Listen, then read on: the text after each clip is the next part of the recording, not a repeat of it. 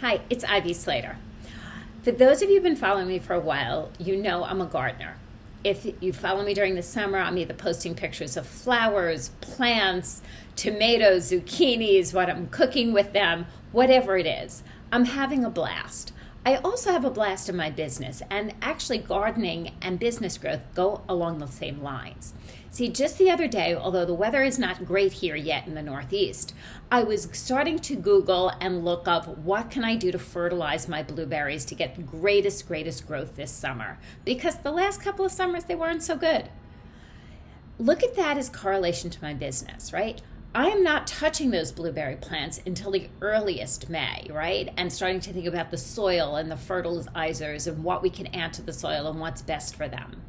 I'm always planning 60, 90 plus days ahead.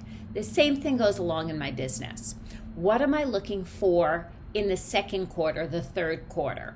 How are we going to balance the actions I take now and the growth of the company during 60, 90, 120 days later?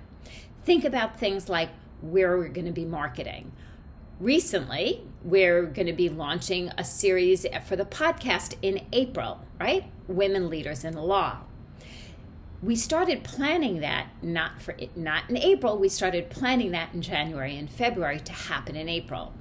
In March, we're planning a series for June, what we're doing in July and August. That's just a little tip. The same thing goes along the lines of what you're planning for client implementation, bringing in new clients, how you manage, how you grow.